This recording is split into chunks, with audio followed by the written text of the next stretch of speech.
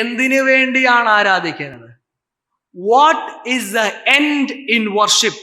ആരാധനയുടെ അവസാനം എന്ത്? What is the end? ആരാധനയിൽ നമ്മൾ എന്താണ് പ്രതീക്ഷിക്കേണ്ടത്? ഞാനൊരു വാക്യം ഞാൻ വായിക്കാം, ഇതേ അധ്യായത്തിൽ നിന്നുള്ളതാണ്. ബേഥേലിൽ എന്നെ അന്വേഷിക്കരുത്, ഗിൽഗാലിലേക്ക് ചെല്ലരുത്, ബേർഷേബയിലേക്ക് കടക്കരുത്. ഗിൽഗാൽ പ്രവാസത്തിലേക്ക് പോകും, ബേഥേൽ നാസ്തിയായി ഭവിക്കും. നിങ്ങൾ ജീവിച്ചിരിക്കേണ്ടതിന് യഹോവയെ അന്വേഷിപ്പീൻ. പ്രവാചകൻ പറയാ, ബേഥേലിനെ അന്വേഷിക്കേണ്ട, എന്നെ എന്ന് പറഞ്ഞ ദൈവത്തെ അന്വേഷിപ്പീൻ. ഇവിടെ പറയാ, the end in worship is God.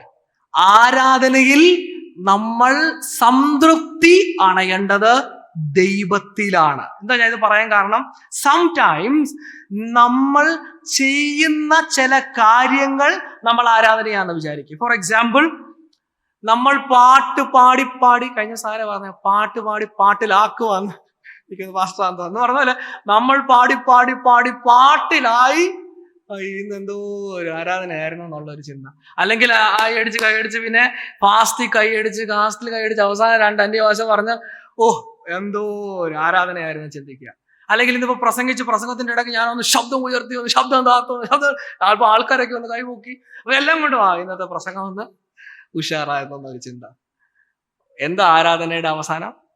The satisfaction of the worshipper. ആരാധിക്കുന്നവന്റെ സംതൃപ്തി ദൈവത്തെ കാണുന്നതില, in meeting God.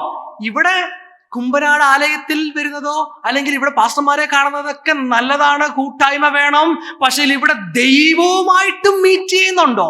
That is most important. If you don't meet with God in this place, then it is of no use. ഇത് പ്രയോജനം ഇല്ലാതെ പോകാൻ സാധ്യതയുണ്ട്.